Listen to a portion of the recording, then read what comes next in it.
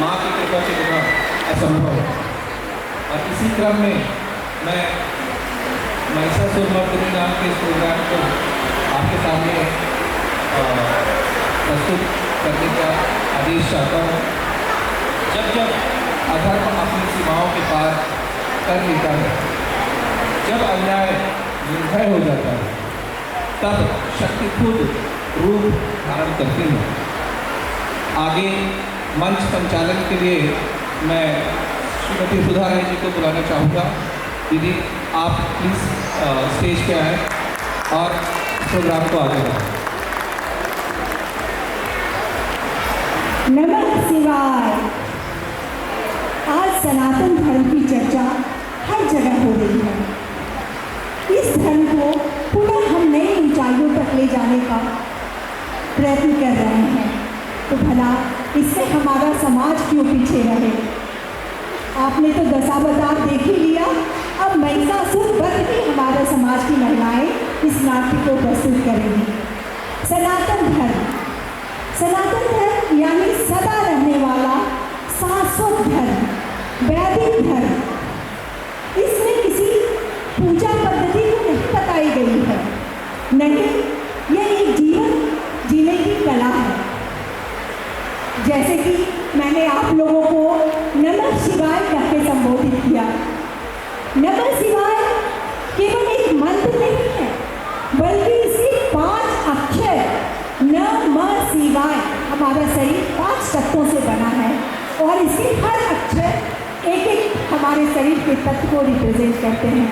जैसे न पृथ्वी तत्व, म हमारे जल तत्व को, नमः जी हमारे अग्नि तत्व, वा हमारे वायु तत्व को, और यह आकाश तत्व को रिप्रेजेंट करते हैं। तो अगर हम नमः शिवाय बोलते हैं तो हमारे 5 तत्व शरीर के जागृत हो जाते हैं। इसी तरह अगर घर घर में सत्यनारायण की पूजा होती है, सत्य नारायण है, ये समझाया गया है हमें।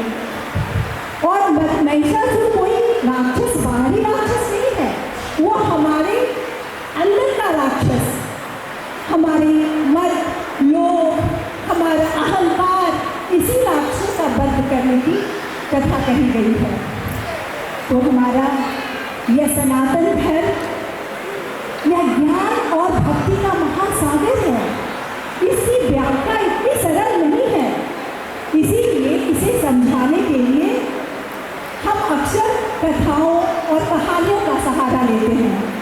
तो आज हमारी ब्रह्मऋषि महिलाएं भी महिषासुर वध का नाट्य प्रस्तुत कर इसे समझाने की कोशिश करेंगे कि किस तरह हमारी देवी माता ने 10 दिनों तक निरंतर महिषासुर से युद्ध कर उसका वध किया। हजारों वर्ष पूर्व रंभासुर एक महिषी, सुंदर महिषी यानी भैंस से आकर्षित होकर उसके साथ रहने लगा और वो स्वयं भी भैंसा का रूप धारण कर लिया था। उनके मिलन से जिसका जन्म हुआ वह था महिषासुर, जिसका आधा शरीर मनुष्य का था और आधा शरीर उसका भैंसा का था। उसने वेश बदलने की शक्ति भी थी। उसने अपनी शक्ति से देवलोक पर भी आधिपत्य जमा लिया था। फिर हमारी देवी माता ने, देवी दुर्गा माता ने 10 दिनों तक उससे युद्ध किया।